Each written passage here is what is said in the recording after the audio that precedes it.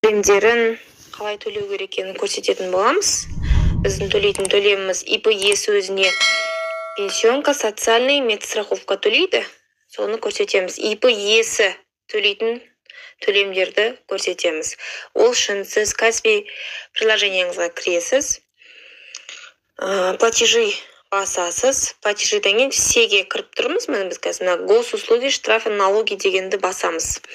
Осыны басамыз. Төмен қарай шықсаңыздар, платежи для ИП деп тұр. Осыны басып кіресіздер. Біріншісі ол обязательный пенсионный взнос. Ол біздің пенсионкамыз. Басқан кезде КНП 0 деп тұр. Осыны таңдаймыз. Период оплаты, мысалы біз қазір майға төлеп жатырмыз. Майды қалдырамыз. Окей дейміз. Мына жаққа ИП-есінің иінін жазамыз. Мына жерге де ИП-есін жазамыз. Өйткені біз өзімізде работник, өзіміз ИП-есі болғандықтан. Продолжить дейсіздер. Аты жөнінің бәрі шығады. Мына жаққа сумманы жазасыздар. 6000 теңге деп мен суммамды жаздым. К оплате. Сіздерге жазады 3 күнде түседі деп жазады. Мына жаққа продолжить дегенді басасыздар және подтвердить, оплатить дейсіздер. Бір платеждарыңыз кетті. Вернуться в платежи басасыздар. Все дегенге қайтадан кіресіздер.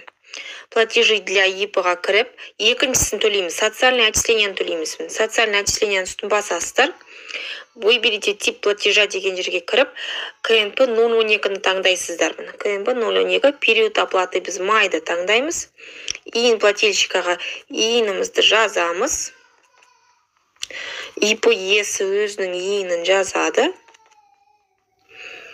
Мына жаққа мен енді минималкадан төлеп жатқаннан кейін мен 2100 теңге социальный төлеймін.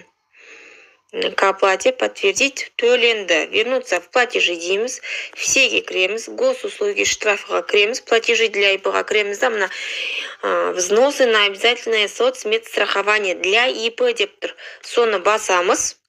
Осы жерде индивидуальный предприниматель КМП 122-ні үстін басасыздар. Период оплаты майды көрсетесіздер. Иін плательщика 901 иінімді жазам.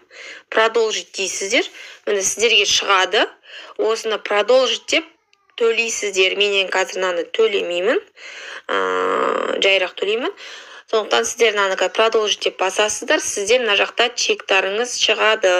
Қазір историяға кірсеңіздер, біз пенсионный төледік, бізде шығып тұр. Осыны жіберіп алсаңыз болады, болмаса шығарып алсаңыз болады.